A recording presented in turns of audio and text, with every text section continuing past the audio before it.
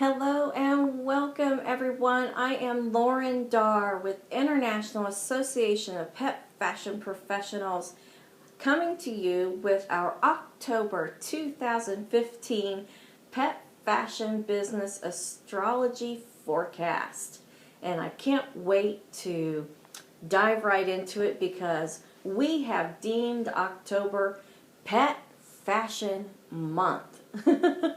So get online and get social with us and show us all of those fabulous pet fashions and costumes that you've been coming up with. I can't wait to see them and share them and just check out what everybody is doing out there in pet fashion land.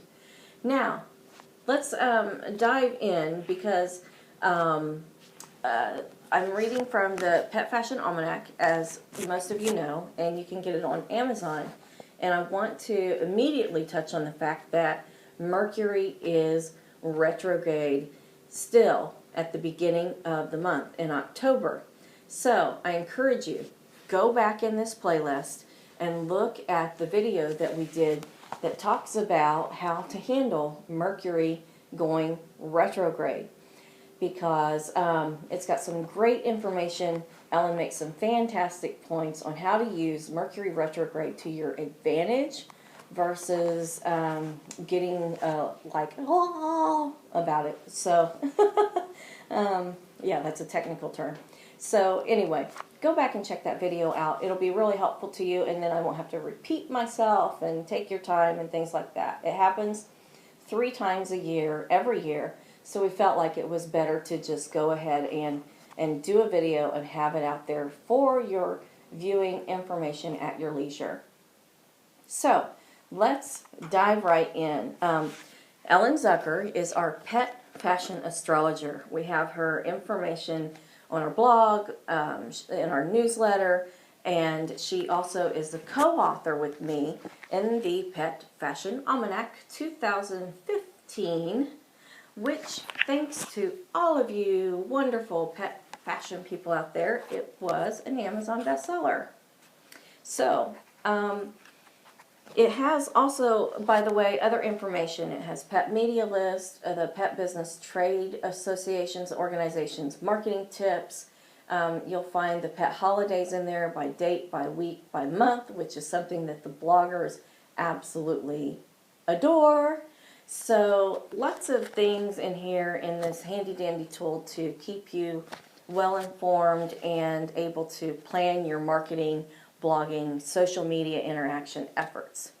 So now, the other things that are going on in October beside Mercury retrograde is that the Sun is making its annual journey through Libra. And this touches on the aspects of balance and duality. And I will just, I'll just read Ellen's input for you. It says, the place occupied by Libra in your chart is where you achieve most by working through partners and strategic alliances. So a good idea to go and have your chart done. It's a kind of a fun thing to do. And I think Ellen is still doing personal readings. You'll have to go and Google Ellen Zucker. If you would like her to do that, I'm sure she'd be happy to. It's all about an even-handed give and take. When working successfully, happy balance is the result. Adding emphasis on the current focus on interpersonal relationships is Mercury, traveling through Libra also. He is retrograde as the month opens, suggesting that a re-examination of your commitments is in order. So go back and re-look, rethink.